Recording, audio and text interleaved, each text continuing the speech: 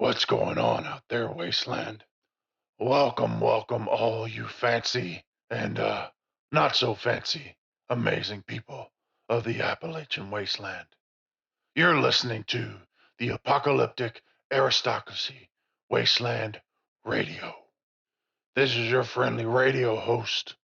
Well, my real name doesn't matter, but you guys can call me Capz, because I'm loaded with them.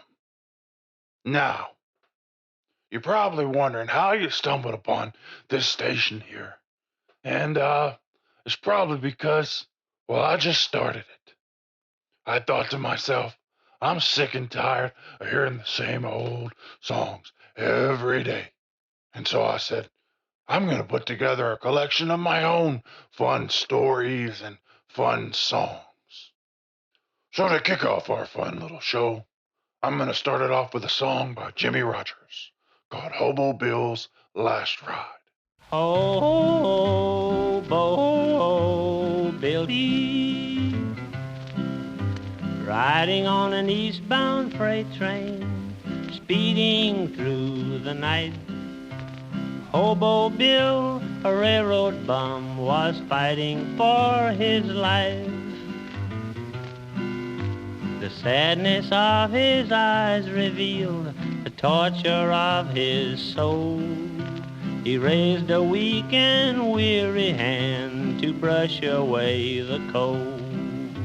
Hobo Billy, no warm lights flickered around him, no blankets there to fold. Nothing but the howling wind and the driving rain so cold. When he heard a whistle blowing in a dreamy kind of way, the hobo seemed contented, for he smiled there where he lay. Hobo Bill, outside the rain was falling on that lonely boxcar door, but the little form of Hobo Bill lay still upon the floor. While the train sped through the darkness and the raging storm outside, no one knew that Hobo Bill was taking his last ride.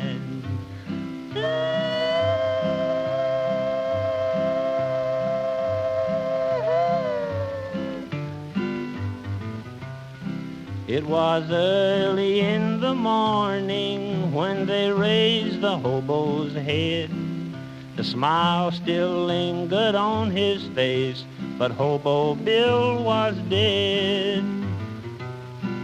There was no mother's longing to soothe his weary soul, for he was just a railroad bum who died out in the cold.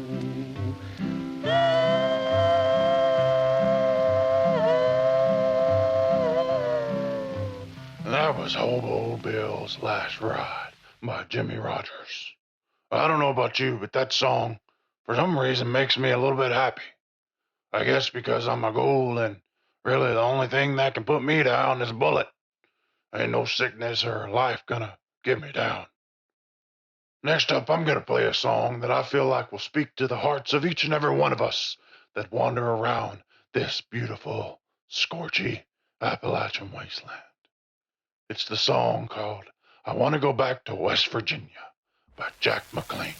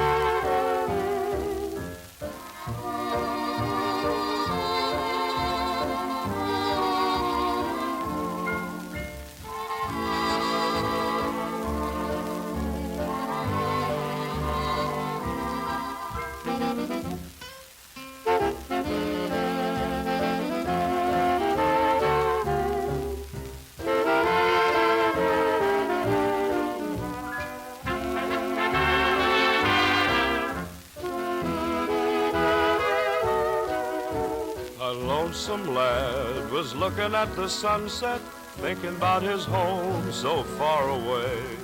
He raised his eyes to heaven, and in his heart he seemed to say, I want to go back to West Virginia. I want to go back to the one I love, where the skies are blue and the birds sing too. Take me back to West Virginia. I wandered away from West Virginia. I wandered away from my home, sweet home, where the friends I knew were so kind and true. Take me back to West Virginia, where the fields are filled with clover and the mountains reach the sky, where the flowers bloom all over till they make you wanna cry. I wanna go back to West Virginia. I wanna go back to the one I love. When the world is free, that's the place for me. Take me back to West Virginia. Take me back, take me back, take me back to West Virginia. Take me back, take me back, take me back to West Virginia.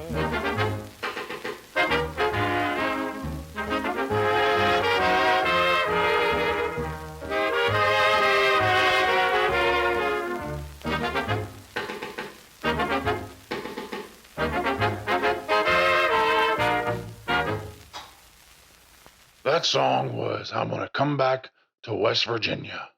And oh boy, I can tell you, when I was away for a while, all I could think about was coming back to the beautiful blue mountains of, well, not so much blue anymore. Maybe red, green, irradiated mountains of West Virginia. But regardless, this is my home, and I'm happy to be back.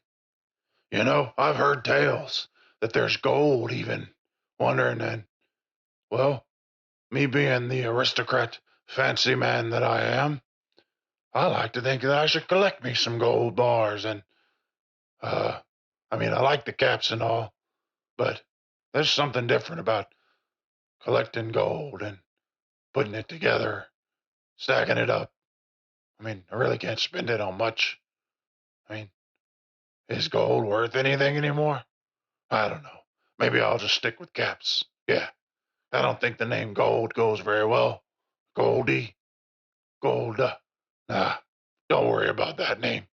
You guys stick to calling me Capz. Now let's talk about the sunshine. And we get a little bit of that these days, and sometimes there's a little bit more sunshine than we could actually need. And me being a ghoul, I can tell you, the sun is not your friend sometimes. But anyways, this next song is called You Are My Sunshine by the Singing Governor, Jimmy Davis, and Charlie Mitchell.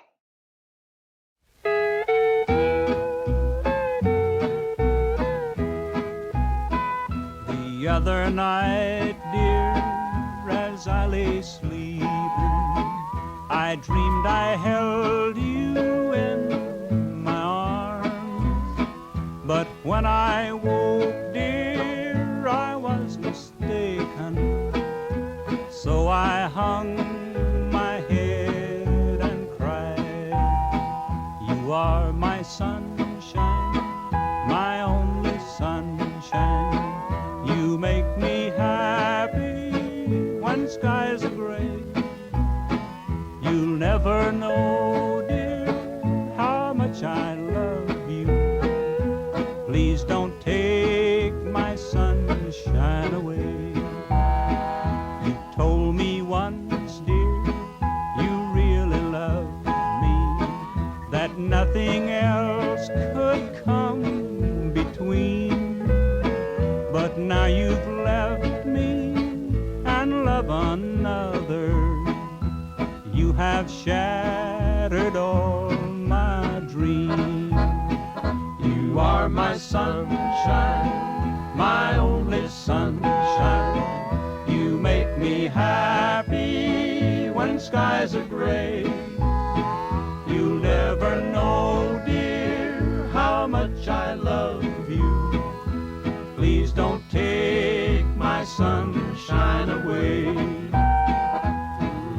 Yes, sir, folks, I want to tell you for sure. You know there's not much that old sunshine won't cure. So when you're down and you're feeling low, step right out in its golden glow.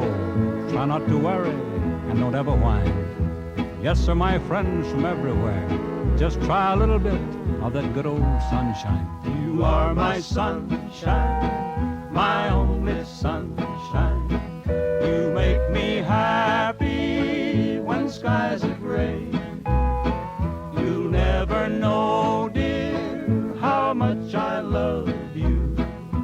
Please don't take my sunshine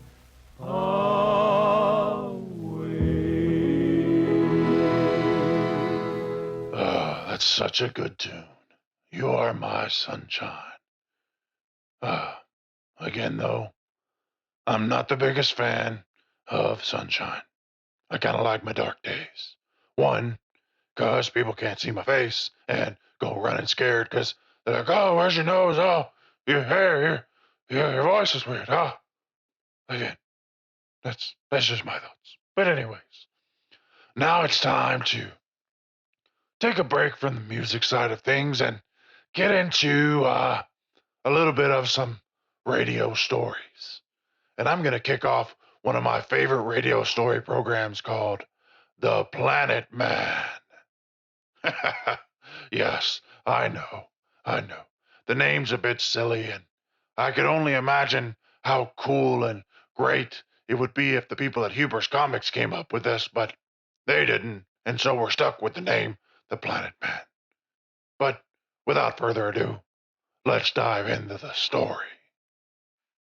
The Planet Man.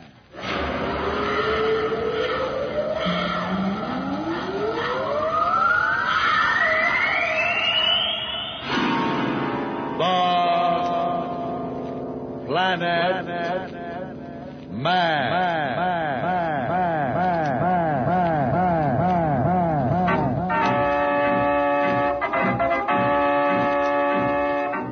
This is the fascinating story of Dantro, the Planet Man, troubleshooter for the League of Planets organization, the law enforcement body for peace and justice in the celestial world, whose headquarters and center of operations are situated on the capital of all the planets, Planaria Rex.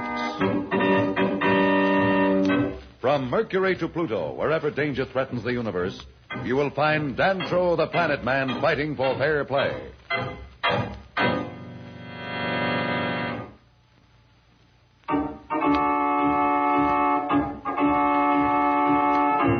When we left the crew of Earth's first rocket expedition, they were heading for a crash on the moon. We find Dr. Darrow, his daughter Pat, Slats, the engineer, and our two young stowaways, Billy and Jane, discussing their dangerous predicament. The sound of the complicated control mechanism makes the cabin seem like a chatterbox of confusion. And from the outside can be heard the mad whining of the lunar currents. We find them now as they're getting closer and closer to the moon's surface. Slats is speaking. Our altimeter reading is dropping pretty fast, Professor. Isn't there any way we can break our fall on the moon? I've thought of everything, Pat, but there just doesn't seem to be any answer. The extra power we lost on takeoff was our only hope. Father, I know you don't like to do things second best, but in a situation like this, it might be necessary. What do you mean, Pat? Well, what about using our remaining power to go into an orbit around the moon, as we discussed in our original plan? Yes, but what good will that do? We still come to the same end, except that the agony will be prolonged. Let's do it, Professor. We got nothing to lose. Whatever it is, I'm game, Uncle John. Me too, Uncle John. You know what they say, Professor, where there's life, there's hope. It'll be a ticklish maneuver now since we've gotten into the pull of the moon, and our power is limited. But if the rest of you are game, so am I. Stand by to maneuver. Pat, start the reactor. Yes, Father.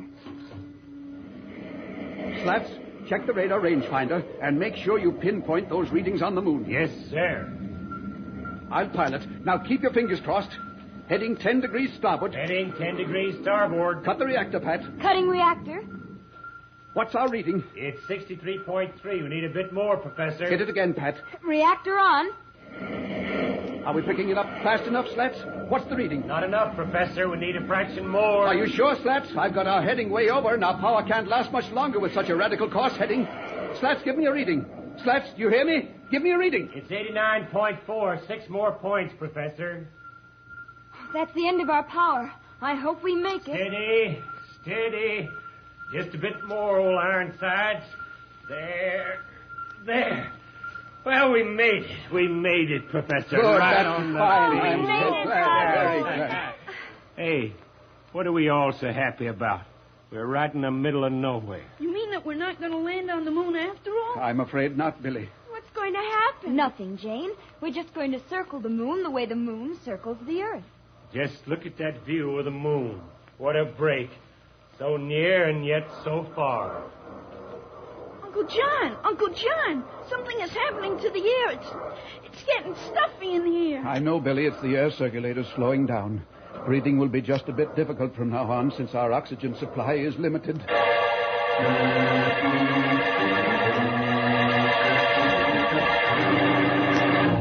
Professor, can you hear me? Slats, where are you? What are you up to? I'm outside the ship bringing up the lunar communications generator. Thought we might as well set it up and try to make contact with the Earth. You can't do that alone. I'm here, too. Careful, Pat. Don't let go now. Pat! Slats, grab her. She's floating away. What? Quick, Slats! Slats, help me. Help me. Pat, here, grab my hand. Quick now, come on. Hold tight now. Easy. There we are. Steady now. He pulled her back, Uncle John. Pat, Slats, is everything all right? Yes, Father, thanks to Slats. I thought I was a goner. Don't forget you're out in space, Pat, and if you ever drifted away, we'd never be able to get you back. It's all okay now, Professor. We're coming in.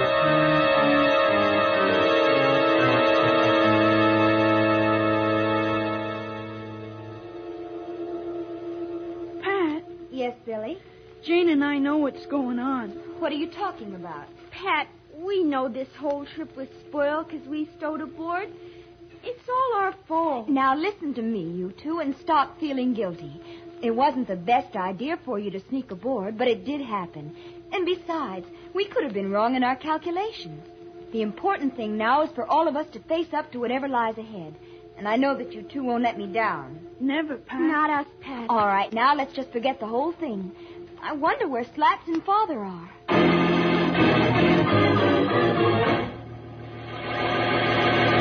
We'll return to Planet Man in just a moment. So, level up.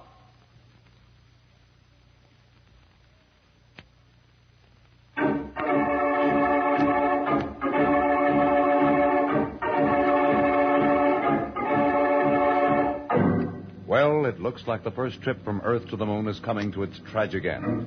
The good ship Constitution is in a hopeless orbit about the moon. The entire crew is slowly suffocating because the oxygen supply is coming to an end. Professor Darrow and Slats are in the posterior cargo chamber.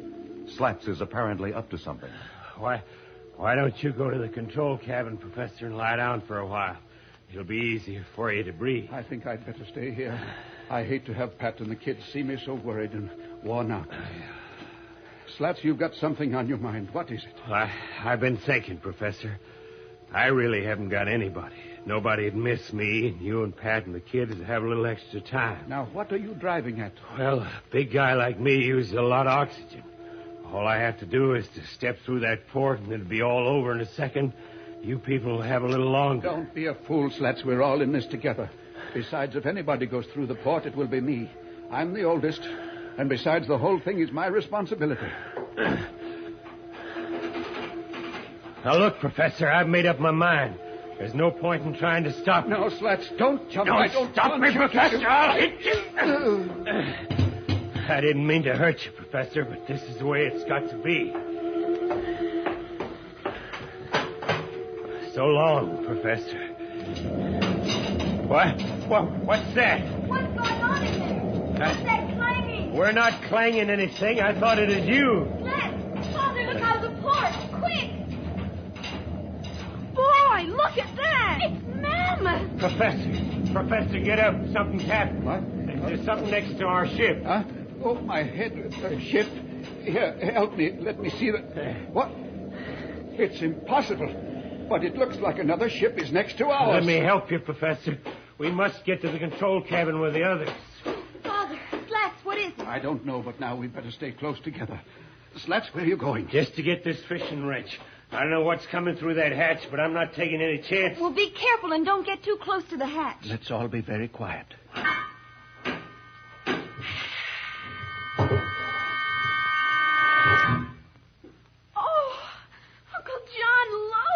stand back, whatever you are. I'll...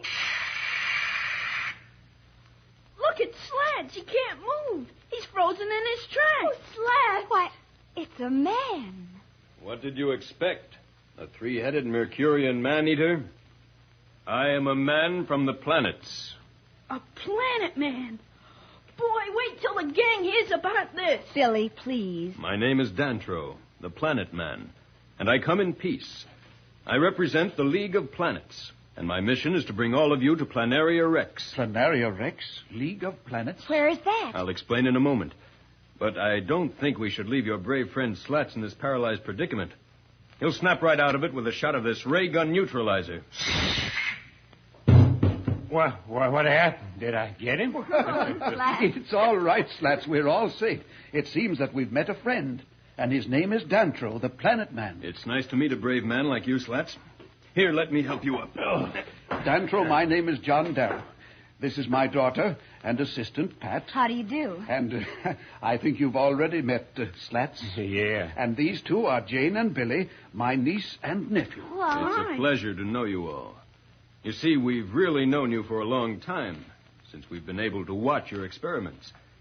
In fact, we've been in touch with this entire trip of yours. We've even learned to speak your language. But how could you do all that? We planet men have many devices which Earth has not yet discovered, and one of them is the cosmic communicator, which enables us to see and hear across the millions of miles of space. but why have you kept the existence of the League of Planets from the Earth? Where is Planaria Rex, and why haven't I been able to chart its position? Everything will be explained to you in due time. What's that noise? It's coming from my ship. We must hurry along. It's the bogey warning oscillator telling us there are some unidentified ships approaching. But we can't leave the Constitution. Not old Ironside. Your ship will be safe in this orbit for 1,000 years. We must not waste time. Will I get a spacesuit like yours? Will you let me fly the ship? I see Earth children are no different from ours. There's our last warning. Quick, through the hatch into my ship, the Planeteer.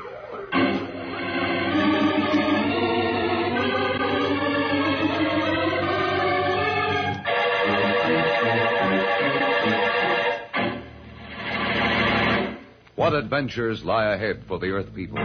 What will they find on Planaria Rex? Whose ships are those approaching the helpless Constitution?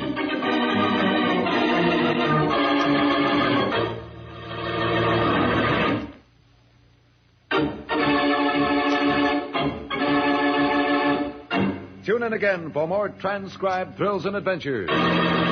Find out what happens to the Earth people as they speed toward a new world on Planaria Rex. Rocket millions of light years into space with Dantro, the Planet Man. The Planet Man.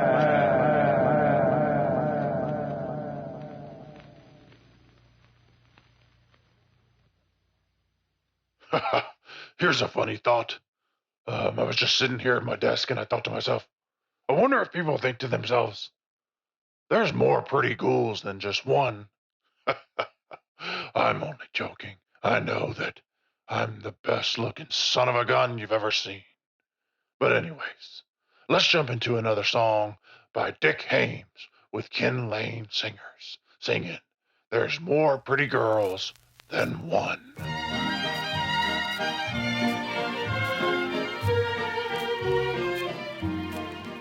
I'm going out west this fall.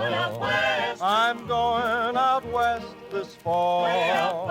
I'm going out west where I can do best. There's more pretty girls than one. There's more pretty girls than one. There's more pretty girls than one. I've rambled around from town to town. There's more pretty girls than one. My trunk's all packed and gone. My trunk's all packed and gone. My trunk is all packed. I'll never come back. There's more pretty girls than one. There's more pretty girls than one. More pretty girls. There's more pretty girls than one. I've rambled around from town to town. There's more pretty girls than one.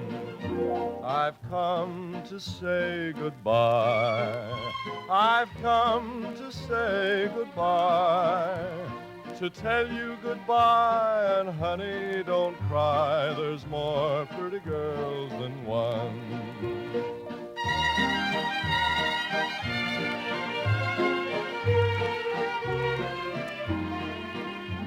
There's more pretty girls than more pretty girls. There's more pretty girls than more pretty girls. I've rambled around from town to town. There's more pretty girls than one.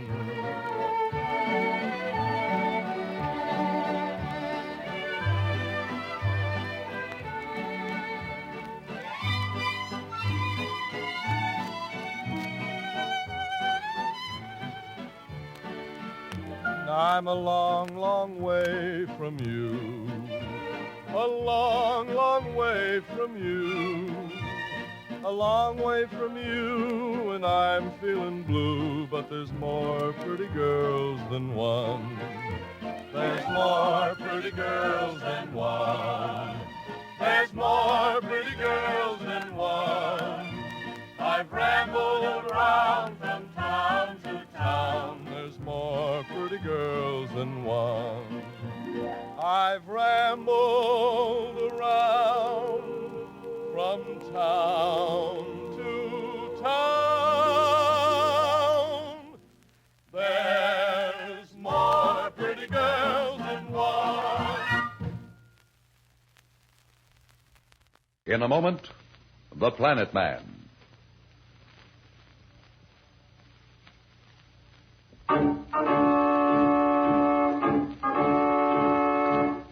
At this moment, Dantro the Planet Man and the crew of the Earth's first space expedition, whom Dantro saved from certain death, are swiftly speeding toward Planaria Rex. They have just gotten out of the reach of some unidentified bogey spaceships. Dantro's ship, the Planeteer, is the most breathtaking engineering feat the Earth people have ever seen. It's as large as a fortress, and an endless system of instruments and mechanisms in the control chamber give it the appearance of a fantastic flying laboratory. Dantro is speaking. With the use of this cosmic communicator, we've been able to watch the Earth for many years. This is how we knew all about your experiments, Professor Darrow, in the moment you took off for the moon. Here, I'll tune it in on your launching site, and you can see and hear what they're saying about your expedition. Look, Professor, it's Charlie and Dr. Sterling. I can't believe they didn't make it. Professor Darrow seems so sure. The scaffolding fire just before launching must have caused some trouble we never figured on. It's bad enough losing the three of them. It looks like those two kids must have gone along with them. They were here one minute and gone the next. One of the workmen saw them near the rocket platform before the fire broke out. I'm afraid I'll have to cut off the communicator now. You see, I must keep it clear for incoming messages. But what is this? Emergency garble signal. Let me hit that key. I've got to decode this message. This is Dantro. I am reading. Dantro, this is Judge Augustus. Have you contacted the Earth people? Yes, sir. They're aboard the Planeteer. Good. Friends from Earth, forgive this hurried greeting. I'll welcome you personally when you arrive. Dantro, get back as quickly as possible. There's trouble brewing. What's wrong? Marston is up to some evil. Get back at once. Yes, sir. Signing off. Brace yourselves. I'm giving her the works. Attention, all hands. Jets alive. Jets alive.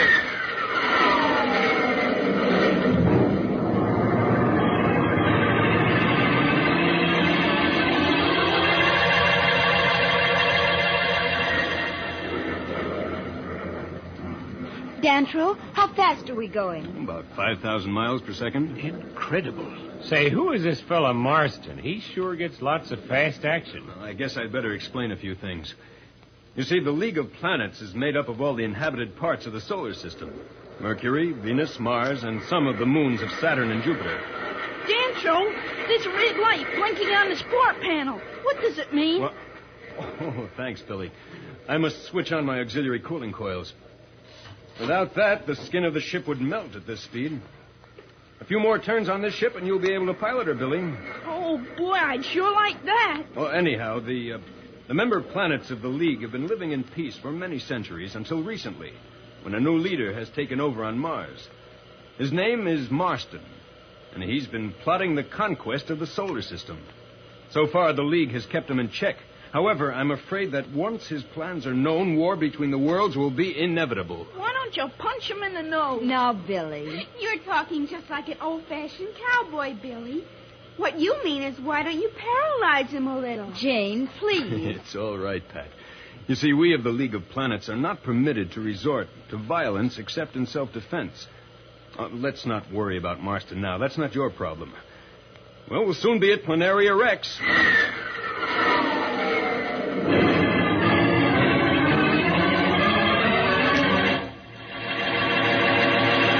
We'll return to the exciting story of the Planet Man in just a moment. So, level off.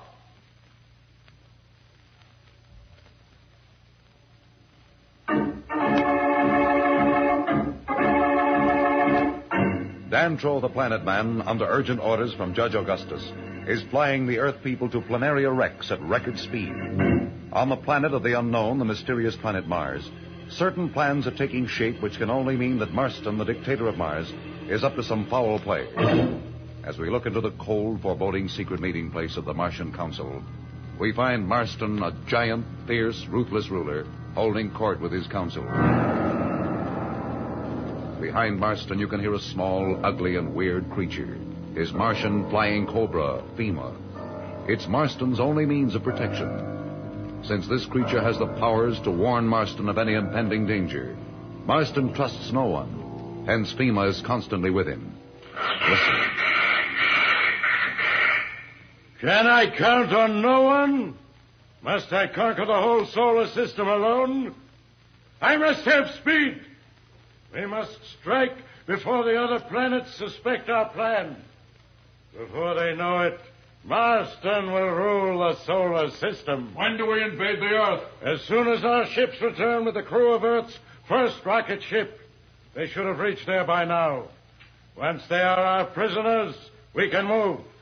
From their eminent Professor Darrow, we will learn much to help us conquer the Earth. Then with the Earth's resources and her people as our slaves, we can defy the League of Planets. Marston, we have just received word from our ships. They have found the Earth ship. Good. But the crew is gone. Dantro must have reached them first, and it's believed they are on their way to Planaria Rex. What? Must everyone fail me? Have the ships return immediately. When they arrive, execute the commanders of both ships. FEMA, you are the only one who understands and protects me. And as for the rest of you, my trusted council, you will learn that when Marston wants something done, it will be done. How can we keep them from reaching Planaria Rex?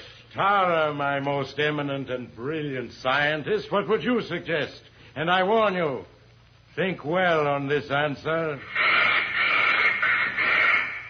Marston, we must not betray ourselves in open violence. Our astronomers have discovered a flight of asteroids in the vicinity of Planaria Rex. By using our new gravitational repellers, we can direct these asteroids into the path of Dantro's ship. Won't they be able to avoid them? You know only too well that Dantro's ship is equipped with deflectors. It will be impossible for any deflectors to deal with so many asteroids at the speed at which they are traveling. They cannot change the course of their flight, and they are certain to crash. Proceed with your plan, and do not fail. Remember that at this moment, we are trying to confuse the League of Planets Council into voting for our plan to, shall we say, peacefully contact the Earth.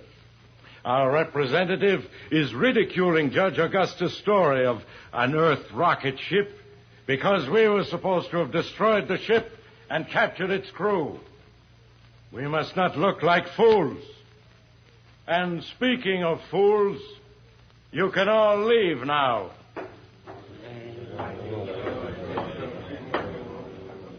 Dantro, you have beaten me again. I thought I might one day have the pleasure of running this radium dagger through you. But the asteroids will have to do the job for me.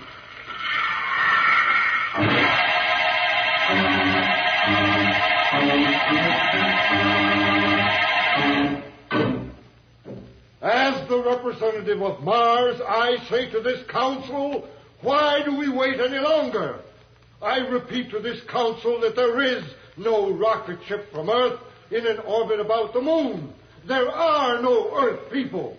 I insist that we vote on the Mars resolution to permit the planet Mars to make peaceful contact with the Earth. We have agreed on the vote. Members of the council, I request you wait.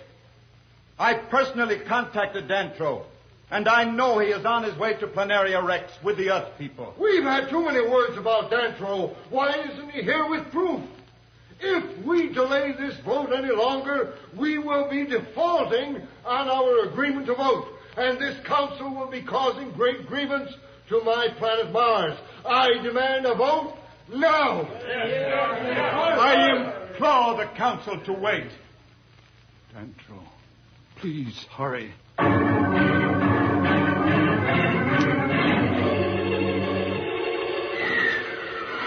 Boy, what a way to travel. No need for gravity shoes. I can't wait until we get this drive in the Constitution. It's just wonderful for my corn. I'm sure that League of Planets has other things to do besides worry about your corn. Hey, what's up? What a weird noise. Hurts my ears. What's this? I can't understand it. We seem to be running into a field of asteroids that shouldn't be in this area. Won't your deflectors take care of that? The deflectors will take care of any ordinary obstructions, but there are hundreds of asteroids ahead. My latest report from Central Control shows them to be 3 million miles away. It's impossible, but there they are. Is there any danger? Can we go around them? We're traveling so fast, it's impossible to change course that much. I'm slowing down, but I'm afraid we're going to hit them right smack in the center. All hands secure ship. Stand by for possible collision. Well, Dantro the Planet Man and the Earth people seem to be in quite a spot.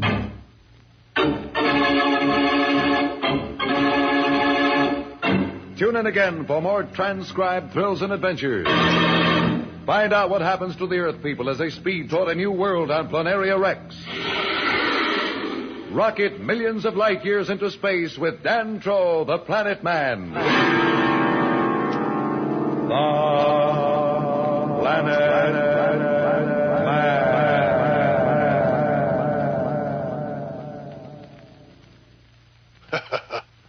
That episode actually got me thinking about something I saw the other day. I decided to poke my head out of the ground for a minute, and while I was up, I noticed a group of you vault dwellers out there running around in your underwear, holding protest signs from back in the old robot protest days. And you were bashing on some robots. I'm not gonna lie. It felt good to see those old tin cans blowing up. Now let's take things down to a nice little instrumental pace with a beautiful orchestrated piece called Over the Waves by Moon Mullican.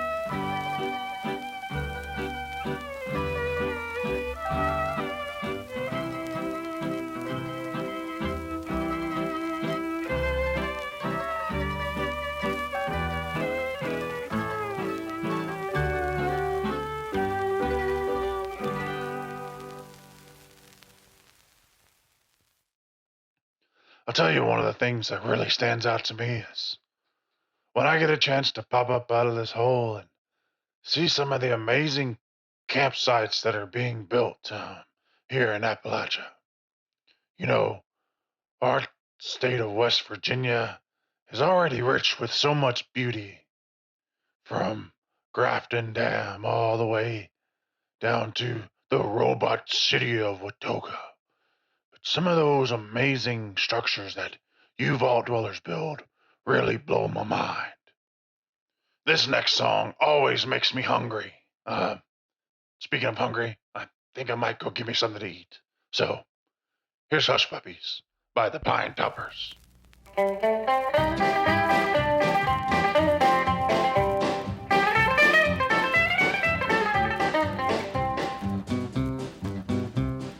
Hush puppies, ain't no use to wail. A rabbit passed here a while ago and your mammy's on his trail. Hush puppies, ain't no use to cry. Mammy's gone and won't be back till she makes that bunny fly. Now let me mix us old corn pone and stop you pestering me. I done told you I'd give you some, but you gotta be good as dogs can be. Hush puppies, ain't no use to whine. The grease is boiling in the pot and the cornbread's gonna be fine. Hush puppies, you're making too much fuss. Boss man coming in here for sure, and you know how he can cuss. Hush puppies, ain't no use to growl. I'll feed you all some greasy bread while your mammy's on the prowl. I don't think you can have it all, I like my cornbread too. I may not give you none at all if you don't behave like I told you to. Hush puppies, ain't no use to cry. Just keep right on wagging your tails and we'll have cornbread by and by.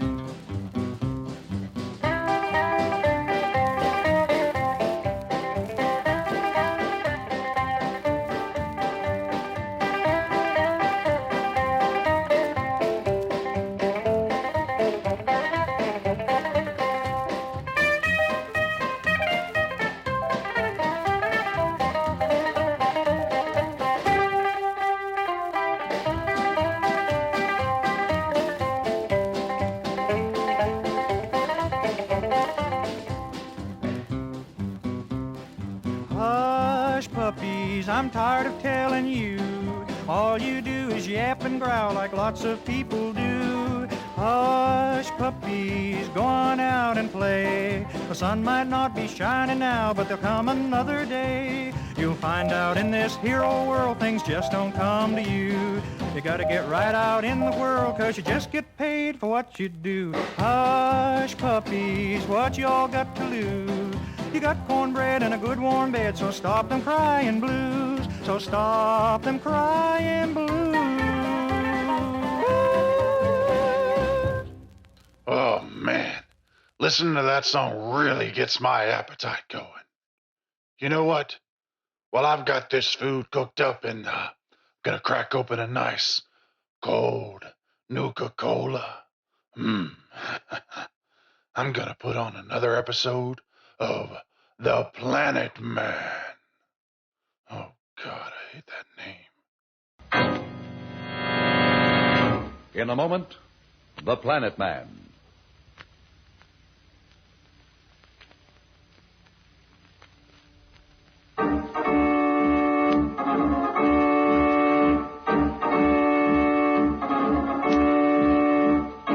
Far out in space, Dantro the Planet Man and Pat, the beautiful daughter of Professor Darrow, are speeding toward Mars, where they will try to aid the Martian underground in revolt against the evil ruler of Mars, Marston. Even now, Marston is assembling a space armada to attack the Earth. Alone in his huge throne room, he is talking to Fema, his pet flying Martian cobra, and the only living thing he trusts. So, Fema, my deadly friend, the solar system will learn what it means to thwart Marston of Mars. That's right. We'll crush them all beneath our rays. Wipe out Planaria Rex and all those tender-hearted fools. First we'll take the Earth, then Venus, then the moons of Saturn. Mercury we'll keep till last. And that great hero, Dantro Planet Man, they call him. He'll be a sorry hero when we finish with him, eh, Fever? Any moment now, my ships will intercept him in space, and I'll have him where I want him. We'll feed him to the Mar lions, and the girl, too. After we've learned what we need to know to conquer the Earth. Maybe I'll let you have a little fun with them then. Would you like that, Fever?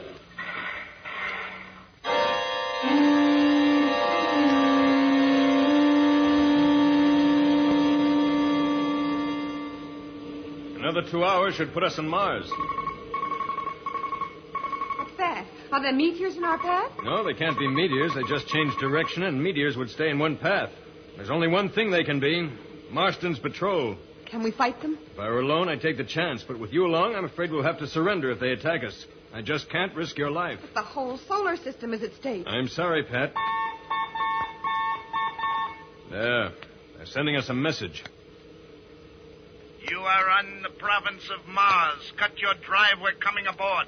Cut your drive immediately, or we'll ray you out of space. All right. I'm cutting my drive. Don't fire.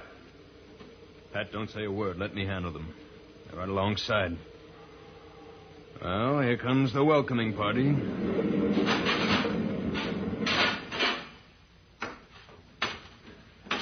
Surrender in the name of Marston, ruler of Mars. We surrender. What do you want with us? Marston will tell you himself, but I'm afraid you're not going to like it. All right, get ahead of me and no tricks. My needle ray is set at full charge, and I just love to use it.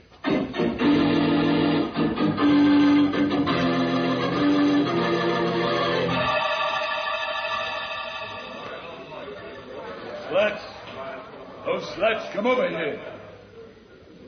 Well, how are things going? I see they've left you here, Slats, with the old men and the children, while they went off somewhere to claim all the glory. Look, I told you before, it doesn't matter what you say. They're my friends, and I trust them. They won't leave me out of anything good. Oh, you're so blind. Do you think they even think about you? You've served your purpose. They'll be back. I happen to know they'll never be back. What are you talking about? I've said enough. This is your last chance. Come over with us, and when Marston conquers the Earth with your help, he'll make you his governor. All the Earth will be at your feet. Just think of what you'll be able to do then. Well, I don't know. Are you sure it's safe? Safe? It's certain. Now, are you with us? By gosh, you're right. I took as much chance as they did, and they'll get all the glory. Okay, count me in.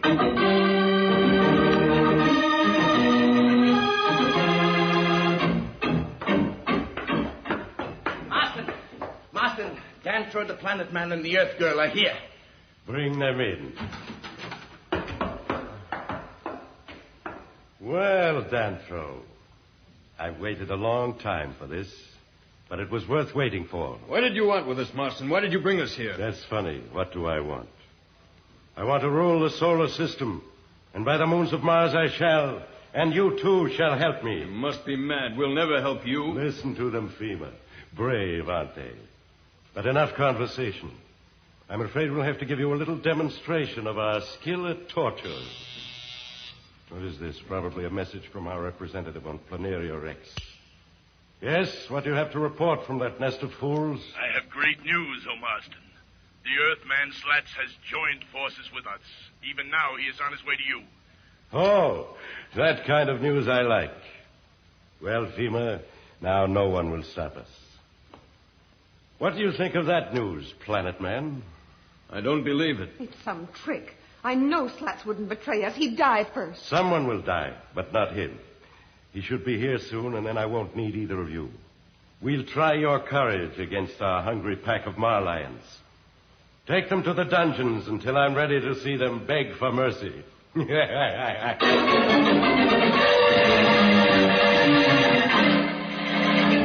Marston seems to have all the cards. Dantro and Pat at his mercy. Slats on his side. His space armada assembling for an assault on unsuspecting Earth.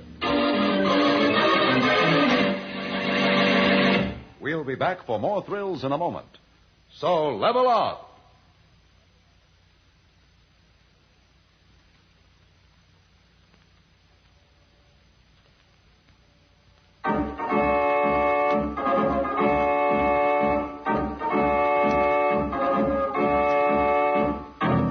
Dantro the Planet Man and Pat locked away in a dungeon, Marston of Mars is free to proceed with his plans to conquer Earth.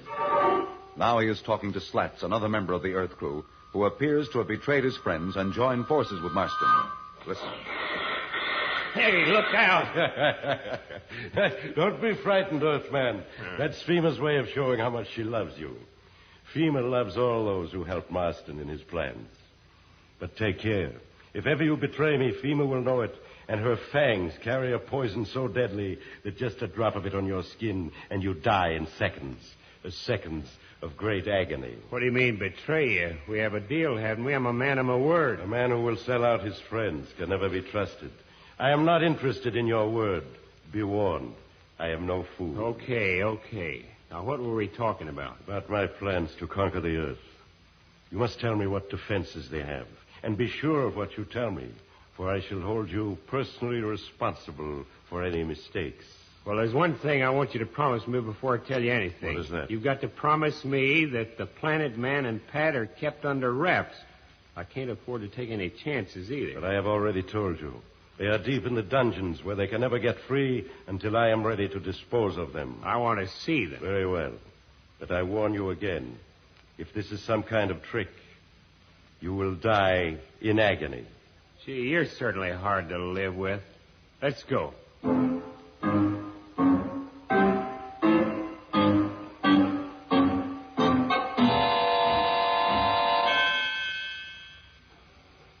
Pat, there's something I'd better tell you. We're in real danger, aren't we, Dantro? Yes, Pat. There's no sense in pretending. We're in a tight spot, and I haven't the faintest idea of how we can get out. What do you think Marston will do to us? Well, that depends on Slats. You know him better than I. Do you think he'd really sell out? An hour ago, I'd have staked my life on his loyalty to Father, me, and the kids. Now I'm beginning to wonder. If Marston wasn't sure of getting the information about Earth somewhere else, he certainly wouldn't leave us here. He wasn't just threatening about the torture. He really meant it. That's what bothers me. What are those Mar lions he talked about? Are they animals? They may sound like your Earth lions, but they're as different from them as a house cat is from an enraged panther. No one's ever beaten one without a ray gun. And even then, they can take a full charge for minutes before it has any effect. Then there isn't a chance. There's only one real defense against them. Here on Mars, there's a rare flower, the scent of which somehow throws them into a trance. No one dares enter the jungles of Mars without it. If we could only get some of its perfume... We might as well wish for a spaceship, too. There's just about as much chance. Shh, what's that? Someone coming? Yes. There's a light coming down the stairs. I can just about see them now. What? It's Marston. And it's Slats. Oh, no. Slats. Well, now do you believe me?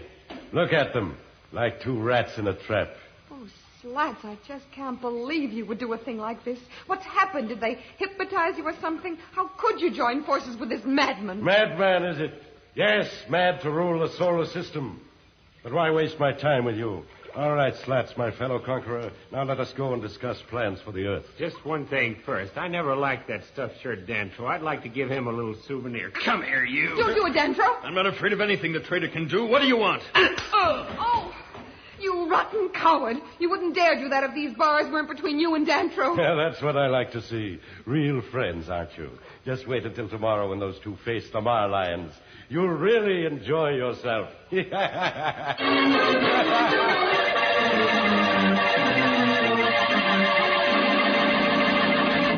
Pat and Dantro seem to be facing certain death. What will be their fate when they meet the Mar lions?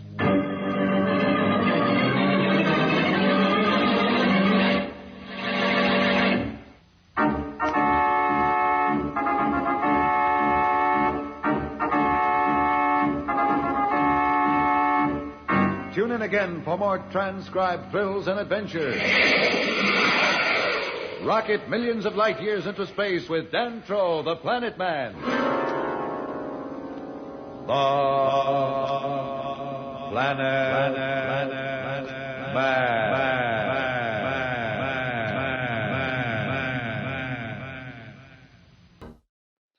You know, I got to thinking about something the other day. I saw those, annoying, loud vertebrates that fly all over Appalachia, all over covering the White Springs and sometimes out in the ash heap. and out towards Point Pleasant where those freaking crazy Mothman cultists are. They're so annoying. I wonder who flies those. But, I got a feeling if I had a chance to jump up in one of those, I'd invite you along to take a trip in my airship. Speaking of, that's the next song. Come Take a Trip in My Airship by Billy Murray. I love a sailor, the sailor loves me, and sails every night to my home. He's not a sailor that sails o'er the sea, or over the wild briny foam. For he owns an airship and sails upon high, he's just like a bird on the wing. And when the shadows of evening draw nigh, he'll sail to my window and sing.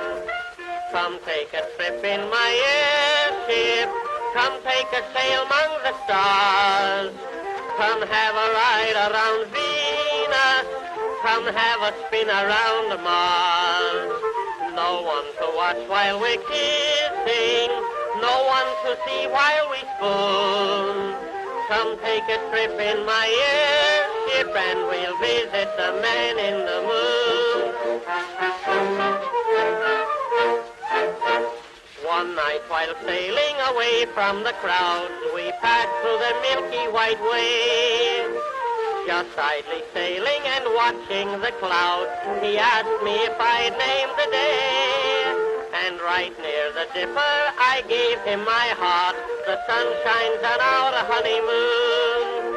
We swore from each other we never would part, and teach all the babies this tune. Come take a trip in my airship, come take a sail among the stars. Come have a ride around Venus, come have a spin around Mars. No one to watch while we're kissing, no one to see while we spoon. Come take a trip in my airship and we'll visit the man in the moon.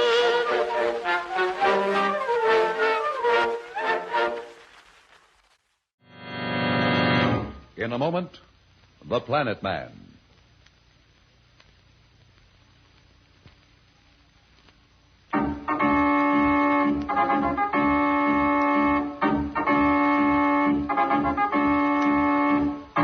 When we left Dantro the Planet Man and Pat Darrow, daughter of Professor Darrow, the leader of Earth's first flight into space, they were imprisoned in the dungeon of Marston, the ruler of Mars. Dantro and Pat have just been confronted by Slats, engineer of the Earth's crew, who appears to have betrayed his friends and joined Marston's foul plan to conquer the Earth. Dantro is speaking. Pat, I'm worried. The fate of the solar system lies in the hands of that fiend Marston and our friend Slats. If something isn't done, the planets will be plunged into a war that will destroy civilization. You can't imagine the weapons that have been developed. Bombs that can wipe out a sun, tractor beams that can pry a planet out of its orbit, rays that can reduce 100 miles of living Earth to a desert in seconds. If only we could get out of here. Maybe we could contact the Martian underground and do something. But there doesn't seem to be any way. I'm afraid not, Pat. Say, what's that on the floor? It's a small bottle. Look, there's a note written on the paper it was wrapped in. What does it say? Who could have put it here? Well, I can't believe it. It's from Slats. And it says, don't worry, everything is going to work out. The bottle has a scent that will stun the Marlions. As soon as they're knocked out, run to the door of the arena. A guide will meet you there and lead you to safety. Keep a stiff upper lip. Well, I understand everything except that part about my lip. Is that code or something? No, Dantro. That's just Earth slang, and it means to have courage.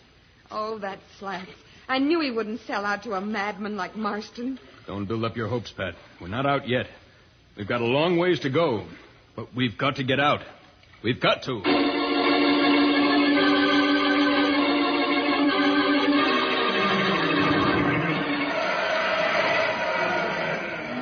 Well, Earthman, what do you think of my little show? You have anything on Earth to match it?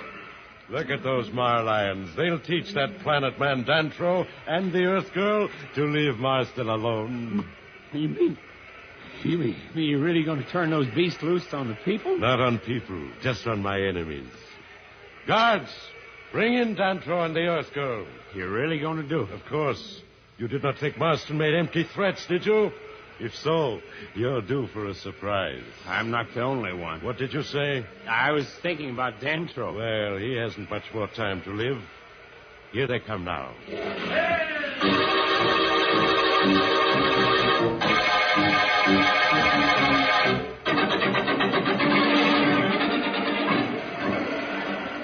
Well, here we are, Pat, ready to give Marston and his stupid puppets their biggest show.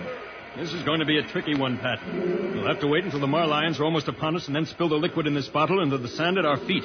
It evaporates and becomes a gas almost immediately. But if we move too quickly, it will blow away before it can affect them. Our timing must be just right. Look, they're opening the gate at the other end of the arena. Here come the Marlions. Oh, Dantro, what horrible-looking beasts. Remember what Slat said, Pat. Keep a stiff upper lip. Stand here next to me. They haven't seen us yet, but they will any second. And then they'll charge. Ready? I'm ready. There's the door we're supposed to go to. I hope there's no slip-up. Look out. Here they come.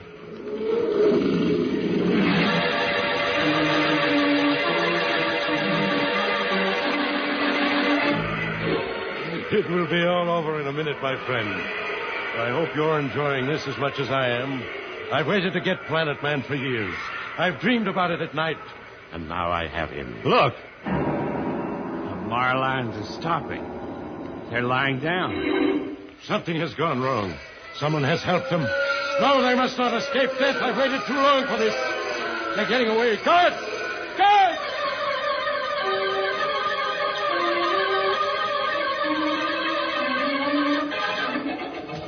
This way, Pat. Hurry, they'll be after us any minute. Through the door and down this tunnel. There'll be someone waiting at the end. Don't worry about me. I'm with you. Turn here. They're right behind us. Did you see the guy that Slat said would be here? He should be right at this turn. Something must have gone wrong. We have no time to look for him. Come on, Pat. Do you know where we're going? What's the difference as long as we get away? If they catch us again, they won't bother with Marlions. They'll ray us down in our tracks. What's that up ahead? It looks like daylight. It is, Pat. That's the jungle that surrounds this palace. Well, let's head for it. They'll never find us there. I'm afraid we have no choice. But we may be worse off in that jungle than we were in the arena. There are things out there that even the Marlions fear. But there's nothing else we can do. Come on, Pat. Out we go.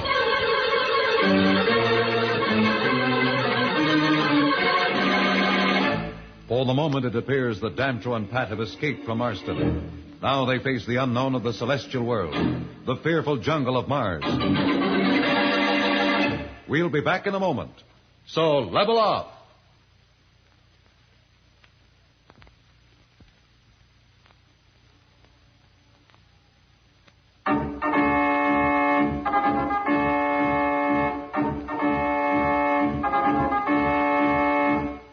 When we left Dantro and Pat, they were heading into the Martian jungle.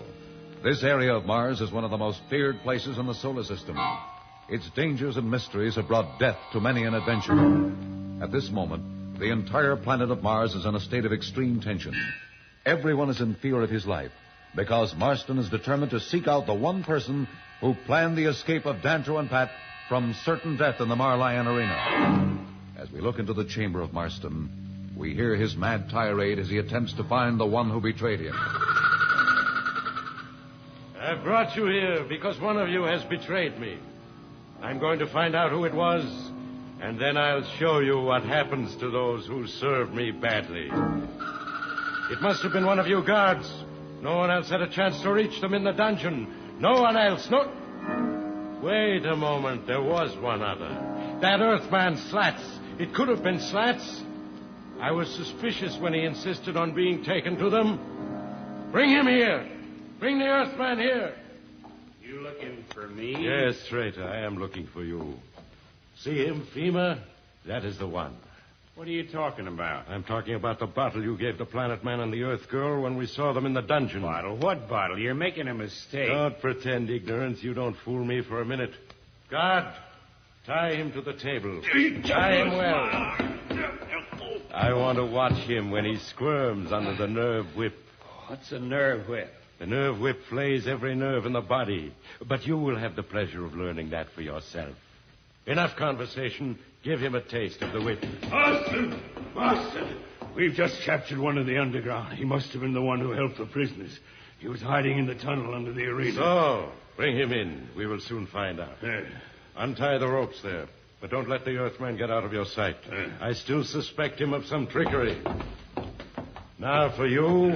Who helped in this? Speak up. There seems to be something wrong with him. He was all right when we brought him in. Here, you. Come on, get out. All right. Open your eyes. Put him on the table. Put him on the table. Give him the nerve whip. Yeah. That will wake him up. No. Will do no good, Marston. He's dead. Dead? Dead? How can he be dead? I must know who his accomplice was. I tell you, he must not be dead. It is useless. Here is the vial of poison he had hidden on him.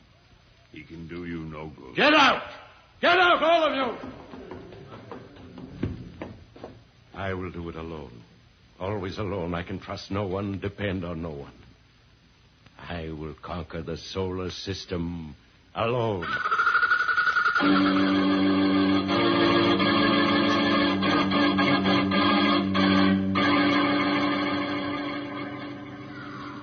Stay close to me, Pat. Watch out. Oh, what a strange-looking hole. Did some animal make it? Well, I don't know what you'd call it back on Earth, Pat. It's a cross between an animal and an insect. It has glands that make a liquid which dissolves almost anything it touches. We call them slugs. They've been known to eat right through the foundations of an entire city. Do they attack people? Not unless they're cornered. But if you were to step or fall into one's den, it would spray you with its deadly fluid before you could move. Ooh, that's a pleasant thought. That's why I told you that we might be safer with the marlions. There are beasts in this jungle that have never been captured, but no one ever tries. No one's ever been through here. Where are we going? Our only chance is to get through to a clearing somewhere. Do you know the way? I think I do, but I'm not sure. When we flew over the jungle on the way here, I saw such a clearing. I memorized its position. I hope I'm right. We haven't much time. We aren't being followed by Marston's men anymore. What do you mean? It's not Marston's men I'm worried about. It's the Martian mindless men I fear. Mindless men? That's right, Pat. Mindless men. They're outcasts from the mines. Here on Mars, there's a priceless metal. But in its raw state, it gives off fumes that destroy men's minds. It's dug by slaves of Marston who are thrown into the jungle when they've been driven mindless. They become like insane beasts, and they hunt in packs. Even the marlions fear their fury. If we're ever attacked by them, I'm afraid we'll never escape. Can't we go any faster? We'll try.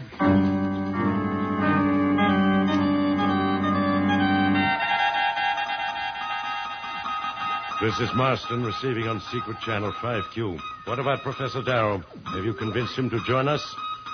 No? Well, kidnap the children. Bring them here. With them in our hands, Professor Darrow will sing a different tune. Get them here by tomorrow, and do not fail me. Will Marston's plan to kidnap Billy and Jane succeed? What is happening to Dantro and Pat in the darkest jungle of Mars? We'll return in a moment. But first, here is a message that the Planet Man wants you to hear. I'm not too sure if Danto, the Planet Man, really cares about the shops in the White Spring, but if you happen to find yourself out playing a few rounds of Pharaoh Ghoul, eyeball golf, or, I don't know, messing around with some robots, head on into the shops in the White Spring. You'll find some great deals from traders, from the Brotherhood of Steel, all the way to the Free States. And being at the White Spring, it makes you feel fancy. Yeah, so, I don't know. Let's get back to the show.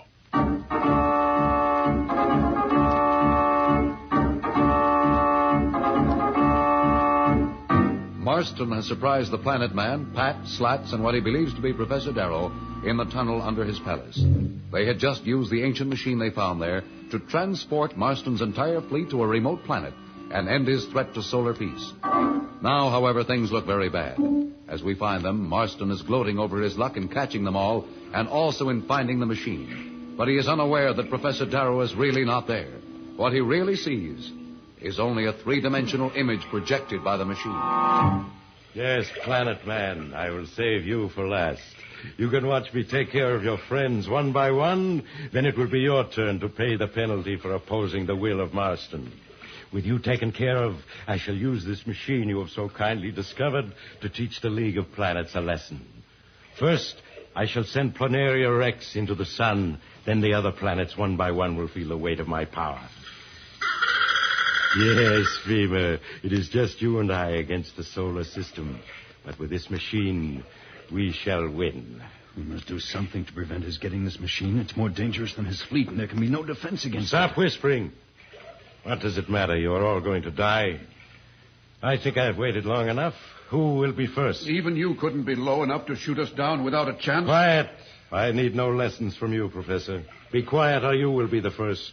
Marston still doesn't know that that's only an image of my father he's talking to. I hope Professor Darrow acts. He's our only chance. Marston, you don't really think we're afraid of you? I know you're afraid of me. You are not fools, and no sane man wants to die. I'll show you. Don't come near me. I'll shoot. Shoot, then. I warned you. Look, the ray went right through him. It's hit the machine. Look out! Is everyone all right? Dentro, where are you going? After Marston. He went down into the tunnel. Oh, be careful. He's armed. I have the ray gun. I took it from the guard. We'll wait here for you. Gosh, he's a brave man. I'd hate to go down there in the dark after that maniac. If there was some way we could help him. Oh, I'm not really worried. I think he can outsmart or outray Marston any day in the week. Well, I hope you're right. Say, we forgot to check the machine. Not much left to check, I'm afraid. Just look at it. Maybe it can be rebuilt. Oh, I doubt it. From the way Dantro talked, no one knows enough about the ancient science to do the job. We were lucky to find it in working order and then be able to figure out how to operate it. I hate to think what we would have done without it. You know, in a way, maybe it's just as well it has been destroyed. Think of what would have happened if Marston or someone like him ever really got hold of it. Yeah, it'd be like he said. He and FEMA would rule the solar... Great blazing asteroid. Oh, what's the matter? What's wrong? I just thought of something that scares me. Slats, will you please tell me what you're talking about? FEMA, that's what I'm talking about, FEMA. Oh, what about FEMA? You know what she is, don't you? A Martian flying cobra, one of the deadliest things that ever lived. Her venom just has to touch your skin and you die instantly. I know all that. What about it? Sure you know all about it. We all know all about it, but I'll bet you Dantro isn't even thinking about it. He's down there chasing Marston through those dark tunnels, thinking things are pretty even with both of them holding ray guns, and I'll bet you he's never even given a thought to that FEMA. She can see in the dark, too. Slats, you're right. We must warn Dantro somehow. Well, there's only one way to do it. It looks like I'm elected. Are you going after them? Yeah, there's no other way. Wish me luck. I do, Slats. Please be careful, but try to reach Dantro in time.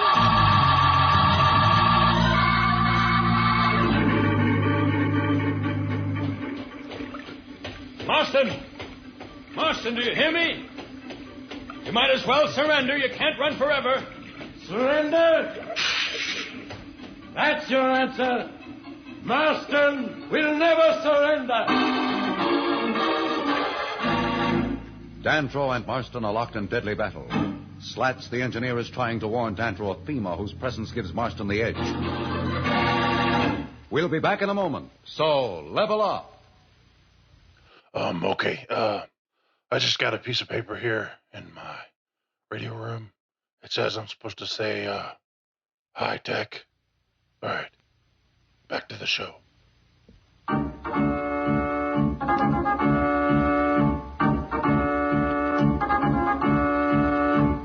When we left Dantro, he was pursuing Marston through the treacherous underground tunnels. Marston has fired on Dantro but missed. Slats, in the meantime, has gone to warn Dantro of FEMA, the deadly Martian cobra who is with Marston.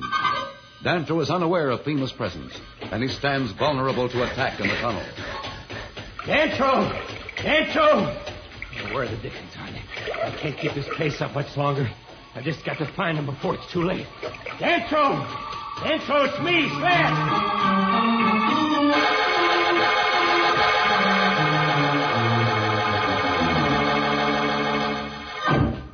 Only we had some way of knowing whether your trick worked, Professor Darrow. You say you deliberately drew Marston's fire, knowing that his ray would pass right through your image? Do you remember anything else then? No, Judge, it's just as I told you. The ray must have harmed the machine, for suddenly my whole picture of the room blocked out. This waiting is so difficult. I gave orders to the fleet to descend at once and send armed search parties into the tunnels. Until we get word from them, we have no way of knowing whether Marston or our friends have won out. I know how you feel, Judge. After all, Pat is my flesh and blood, and Slats is almost like a son. Well, at least the two youngsters are safe. They arrived at Planaria Rex just a few hours ago.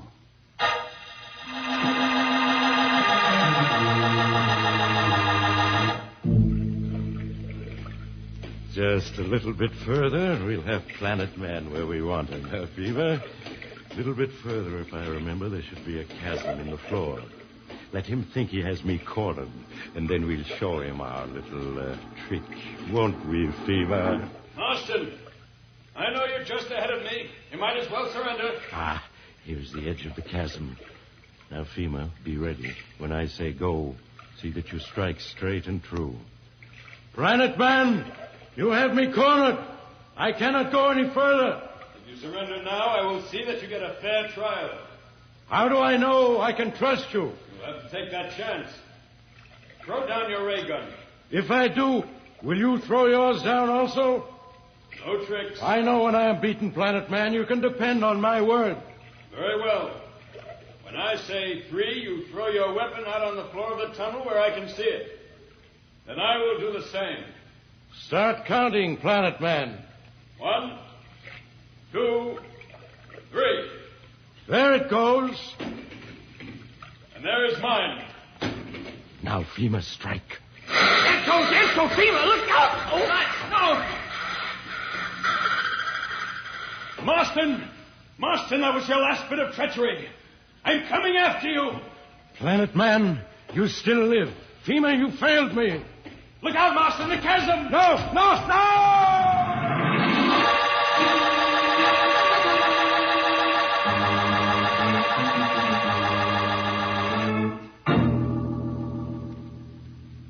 Slat certainly was a brave man to throw himself in the way of that flying cobra, FEMA.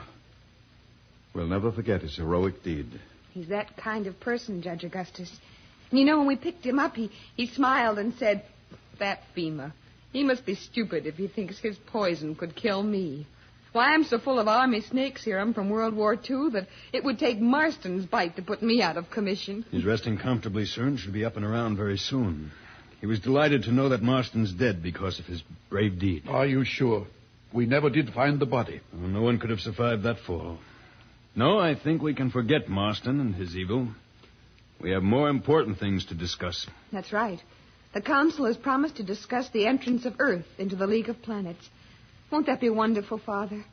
Can you imagine how they'll feel back home when they discover that for years the other planets have been inhabited, watching Earth and waiting for the first spaceship to be launched? Yes, Pat, it will be quite a surprise. I might even say a shock. That's why I agree with Judge Augustus that we must plan the whole thing carefully. If mistakes are made, it can create a great deal of trouble. You must remember that the Earth is still divided into many factions.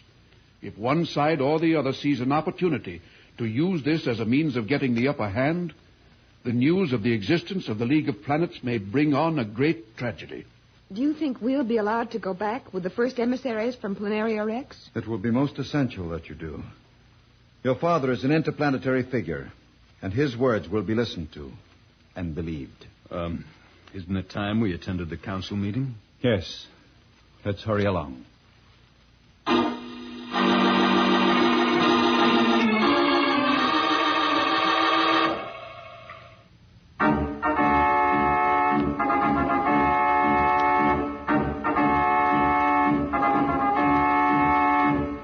Tune in again for more transcribed thrills and adventures. Rocket millions of light years into space with Dan Troll, the Planet Man. The Planet Man.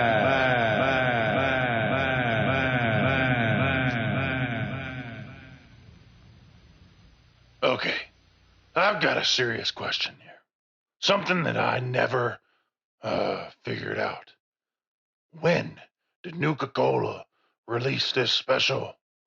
Nuka-Cola, my blood is in it. I'm kind of confused. I reached in the fridge and was grabbing a Nuka Dark and came across this. Don't know where I got it. Someone gave it to me, maybe? I don't know. It's pretty good, so it must be human flavored. Anyways, let's jump into our next song. Our next song is Meet Me Tonight in Dreamland by Alan Dale. Meet me in Dreamland, sweet dreamy Dreamland.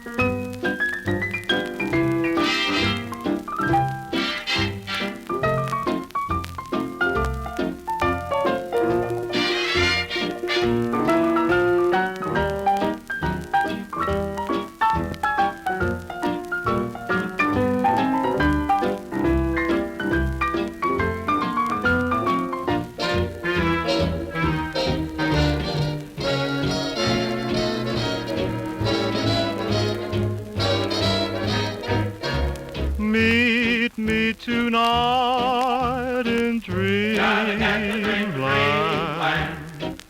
Under the silvery moon. By the light of the silvery moon. Meet me tonight in Dreamland, where love's sweet roses bloom. Come with the love light gleaming in your dear eyes of blue. Meet me in Dreamland, sweet dreamy Dreamland. There let my dreams come true, true, true. Okay.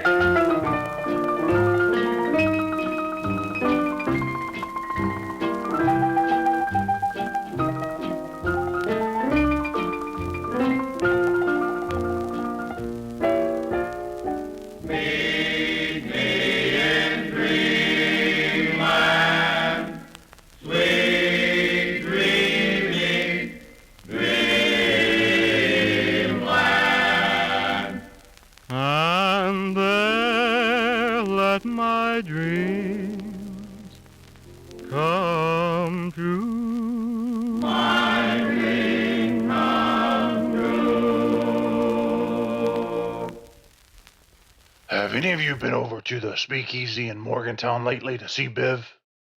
I'm gonna have to make my way back up there. He always sneaks me a little bit of extra Nuka Shine, if you know what I mean. There's nothing better than taking a swig of Nuka Shine, blacking out, and waking up, somewhere you didn't think you'd be. I can tell you, I've ended up in some pretty strange places. But most of the time, they're never that dangerous.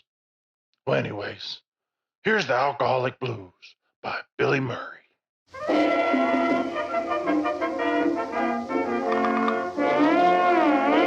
I love my country, indeed I do, but oh, that war has made me blue. I like fighting, that's my name, but fighting is the least about the fighting game. When Mr. Hoover said to cut my dinner down, I never even hesitate, I never frown. I cut my sugar, I cut my coal, but now they dug deep in my soul. I've got the blues, I've got the blues, I've got the alcoholic blues. No more beer, my heart to cheer. Goodbye, whiskey, you used to make me frisky. So long, highball, so long, Jim. Oh, tell me when you're coming back again. Blues, I've got the blues, since they amputated my blues. Lordy, Lordy, war is, well, you know, so I don't have to tell. Oh, I've got the alcoholic blues, some blues.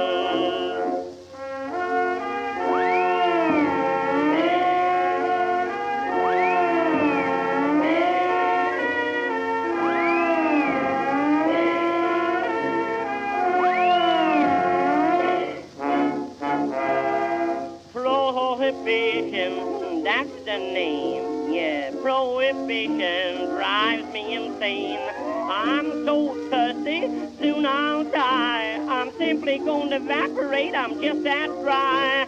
I wouldn't mind to live forever in a trance if my daily thirst had only left me quench. But not with Bevo or ginger ale. I want real stuff by the pail. I've got the blues, I've got the blues, I've got the alcoholic blues. No more beer, my heart to cheer. Goodbye, whiskey, you used to make me frisky. So long, highball, so long, gin. Oh, tell me when you're coming back again. Blues, I've got the blues, since since they amputated my blood. Lordy, Lordy, war is, well, you know, so I don't have to tell. Hush, little barroom, don't you cry. You'll be struck so by and by. Oh, I got the alcoholic blues, some blues.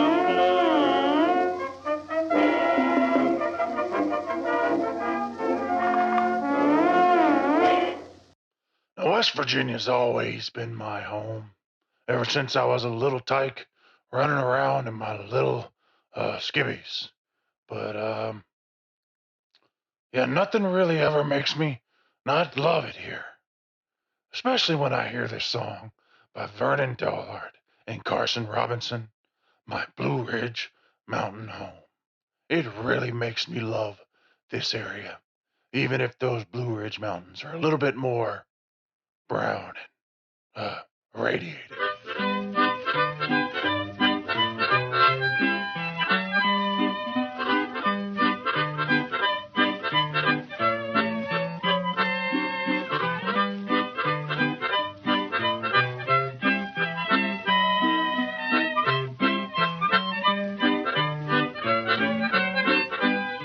When the moon goes to shining and my heart goes to pining for my Blue Ridge Mountain home, with the pine trees a swaying and the hound dogs a baying, that is where I long to roam.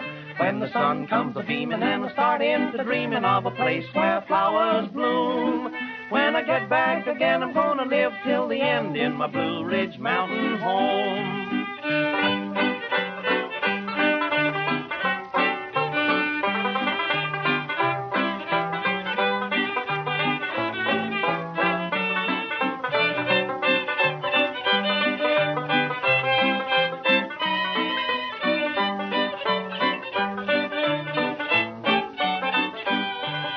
I never thought that I could be so sad till I left my mountain home. But the time is a-coming when I'll be so glad, and I never more will roam.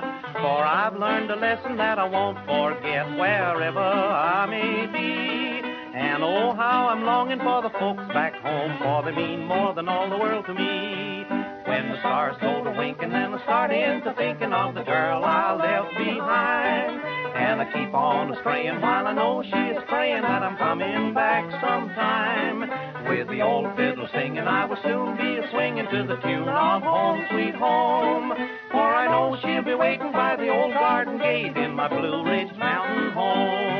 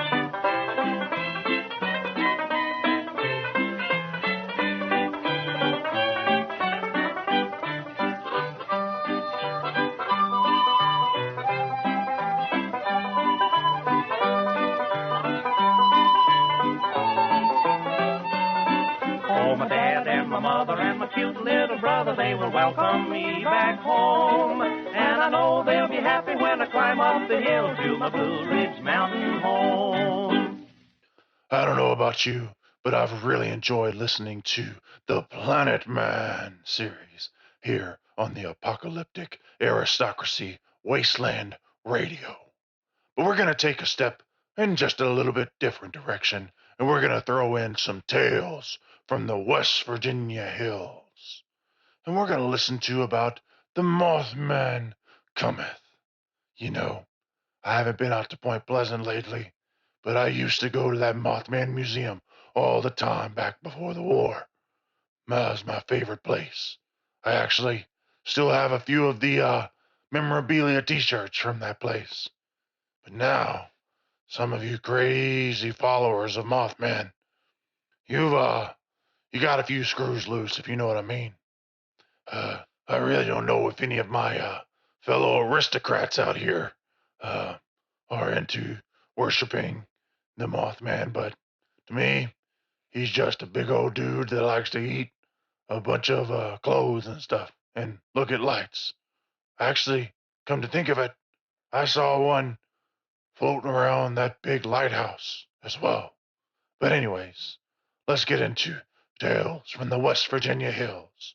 The Mothman cometh. Welcome back, dear listeners. It's time once again to put aside all you think you know, all you believe to be true. Time to open your mind to the strange, bizarre, and sometimes terrifying world that exists in the shadows and fringes of our own, where myth, legend, and rumor are made real. Yes, it's time for more thrilling Tales from the West Virginia Hills. Not all creatures are of the land. Some stalk the skies. One such boogeyman has been reported for generations by mystified West Virginians.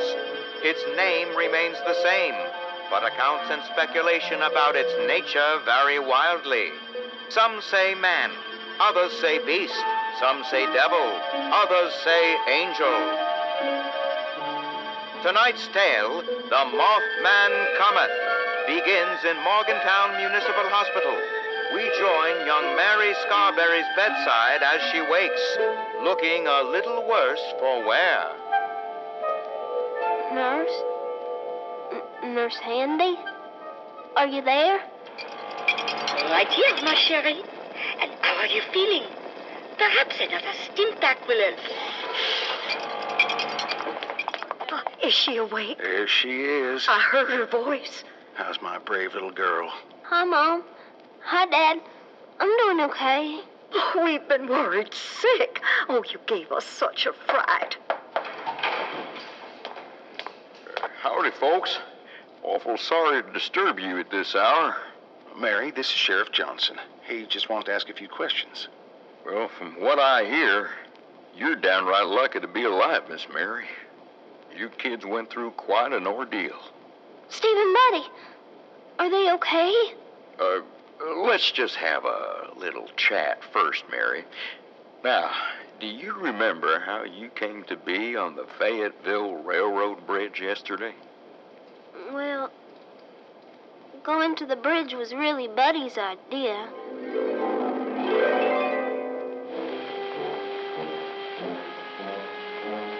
Come on, Mary. Don't whip out. Every kid's got to do it sometime. But, Buddy, you know I'm plumb scared of heights. How far you reckon that drop is, Steve? My daddy says 1,000 feet. I heard it's 2,000 feet. Plenty of time to say last words and final prayers before you hit the river. Stop teasing me. I told y'all I'm nervous enough already. Come on. Quit your stalling. Here, watch me. There's nothing to it. Buddy, be careful. Last one across is round egg. Here goes. Atta girl. Come on.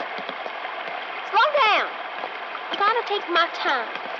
You're doing swell, Mary. Oh, no. I don't think I can go any further.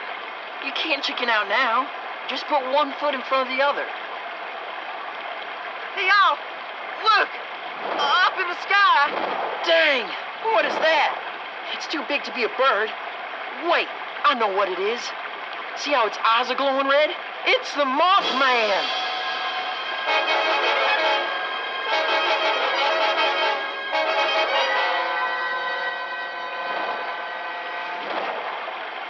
It's flying right toward us. Yeah! Oh, that was close. Steve! Mary! Get off that bridge! Train's coming! The train! Oh, no! Grandpa says that the Mothman's a sign of bad things. Bet that means the train's gonna derail. Or maybe the bad thing is the train squashing us like June bugs. What are we gonna do? We can't jump, and it's too late to run. The train's almost here. Look out!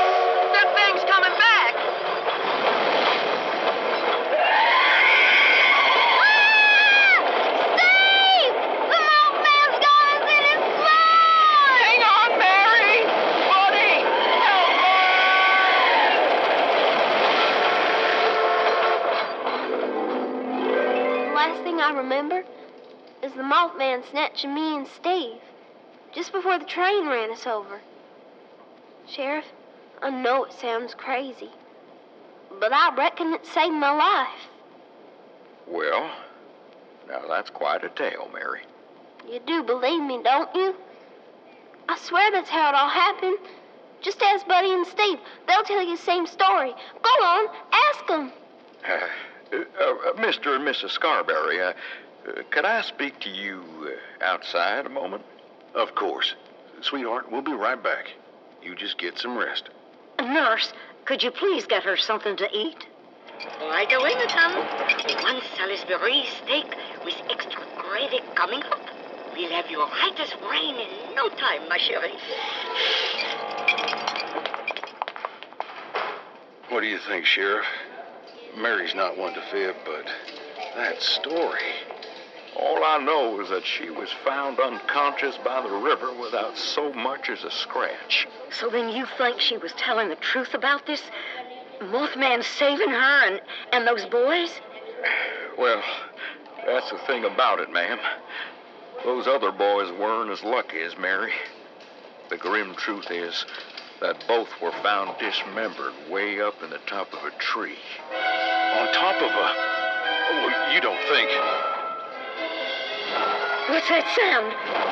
It sounds like a...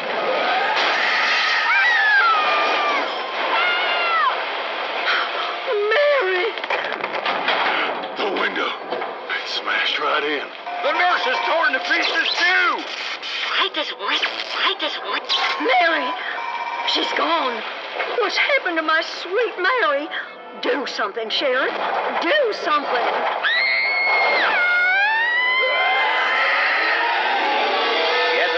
Chilling reminder, dear listeners, to always watch your back, your left, and your right. Be careful of your step and the ground beneath your feet. But most of all, don't forget to watch the skies above, for you never know what frightful terrors might be lurking overhead.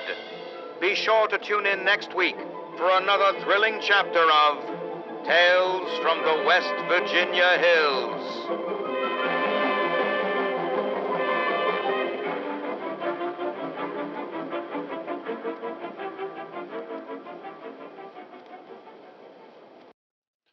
Do you guys know what I miss from the old days?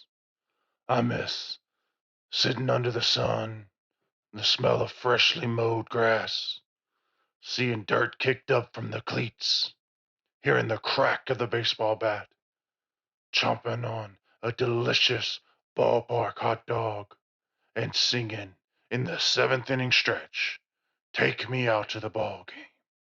Oh man, do I miss baseball. You know, I've actually tried to get a few people together to start a baseball team, but I don't think baseball bats are being used for what they were used for back in the day. So, without further ado, let's all get together and sing "Take Me Out to the Ball Game." You know, for nostalgic purposes.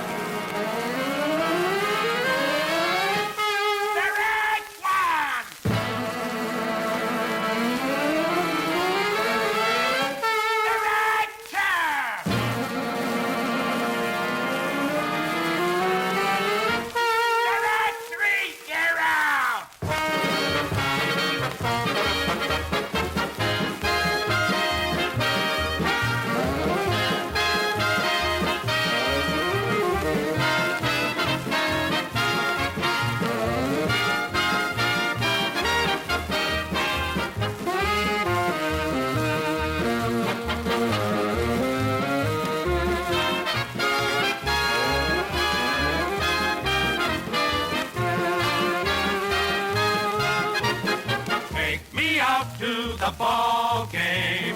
Take me out with the crowd. Buy me some peanuts and Cracker Jack. I don't care if I never get back. Let me root for the home team. If they don't win, it's a shame. for it's 1, 2, 3 strikes, you're out at the old ball game.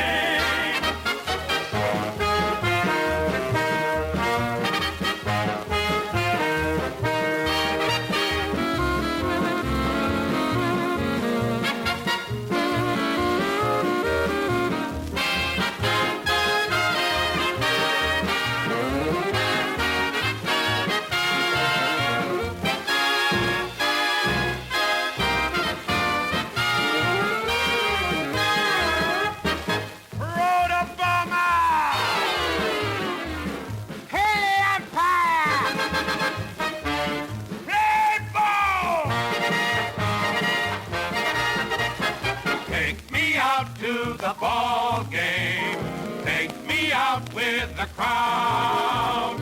Buy me some peanuts and Cracker Jack. I don't care if I never get back. Let me root for the home team. If they don't win, it's a shame.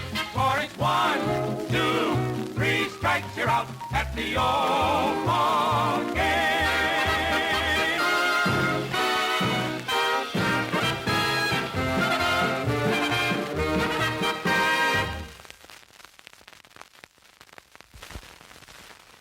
You know, growing up, my dream was always to be a fast hand, gunslinging cowboy. And listening to Marty Robbins with my dad on the radio always made me feel like I was a real fast shooter. But anyways, here's Streets of Loredo by Marty Robbins.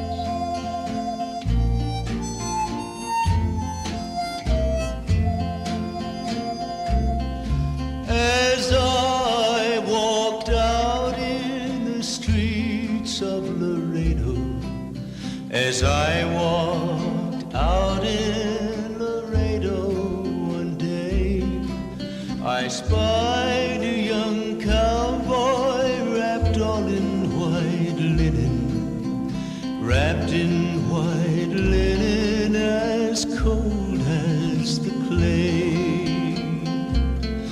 Oh, beat the drum slowly and play the fife lowly. Sing the death march as you carry me along. Take me to the valley, there lay the sod on me. I'm a young cowboy and know I've done wrong. I see by your outfit that you are a cowboy. These words he did say as I boldly walk by. Come sit down beside me and hear my sad story. Got shot in the breast and I know I must die. Go fetch me some water, a cool cup of water, to cool my parched lips. Then the poor cowboy said, before I returned, his spirit had left him, had gone to his maker, the cowboy was dead. Oh, beat the drum slowly and play the fife lowly. Sing the death march as you carry me along. Take me to the valley, there lay the sod on me. I'm a young cowboy and know I've done wrong. Oh boy, there's something about the way Marty Robbins sings those songs that really make me want to set up some bottles and, oh yeah, put 'em up. Sorry, I got a little excited there. Oh my gosh, I need to calm down. Anyways, next up, we're going to listen to the song, Will the Circle Be Unbroken? I'm not sure what circle you're talking about. And if it breaks, the best thing you can do in this world is to find you a good workbench and find you some scrap parts and try to put it back together. But here's Will the Circle Be Unbroken by the Pinetoppers.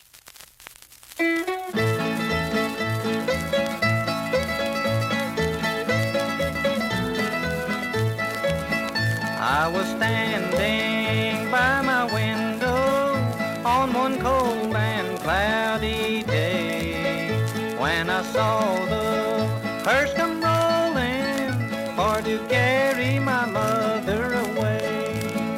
Will the circle be unbroken by and by, Lord, by and by? There's a better home awaiting in the sky, Lord, in the sky.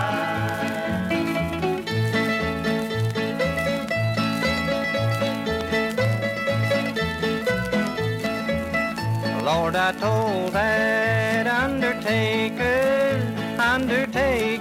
please drive slow. For this lady you are hauling, Lord, I hate to see her go.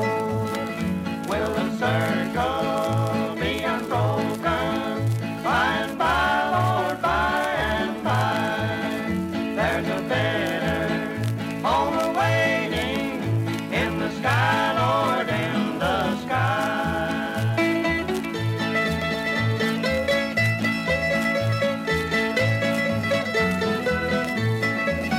I will follow close behind her, try to hold up and be brave, but I could not hide my sorrow when they laid her in the grave.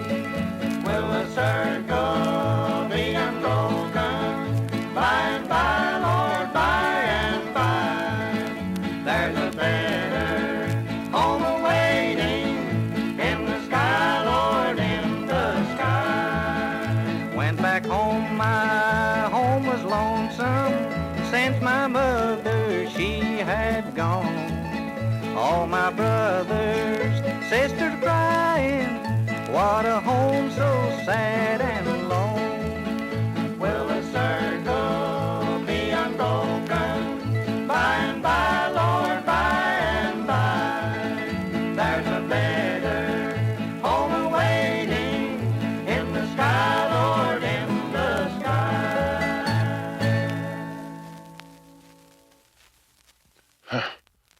I like to talk about growing up in West Virginia, and, well, it was the good old days. You know, at nighttime, over here in these Blue Mountains, you could see fires lighting up the hillsides. Actually made all the hillsides look a bit like Christmas trees. You could see all the distilleries up in the mountains. And what all those good old hillbillies, my fellow West Virginians, my Appalachian mountain men, they were all making that good old Mountain Dew. Some nice, yummy moonshine. So here's good old Mountain Dew by the Stanley Brothers.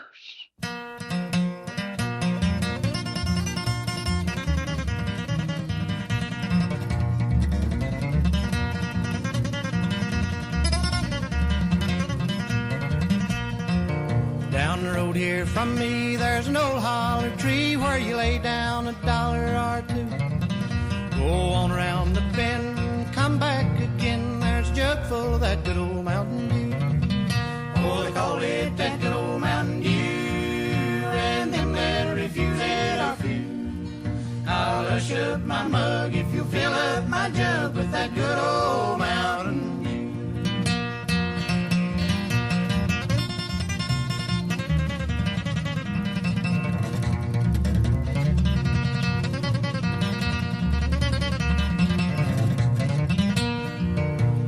Mr. Roosevelt told him just how he felt when he heard that the dry log gone through. liquor's too red, it'll swell up your head. You better stick to that good old Mountain Dew. Oh, they call it that good old Mountain Dew, and them that refuse it are few. I'll hush up my mug if you'll fill up my jug with that good old Mountain Dew.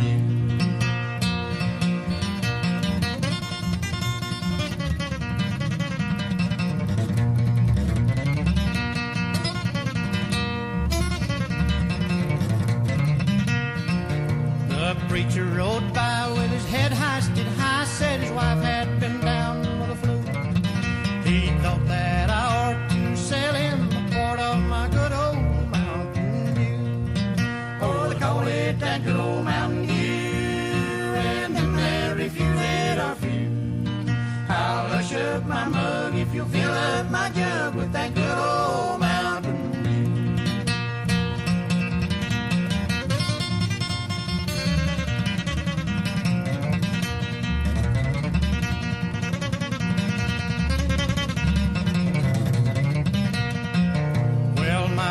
Snort, he's sawed off and short, he measures 4 feet 2. But he feels like a giant when you give him a pint of that good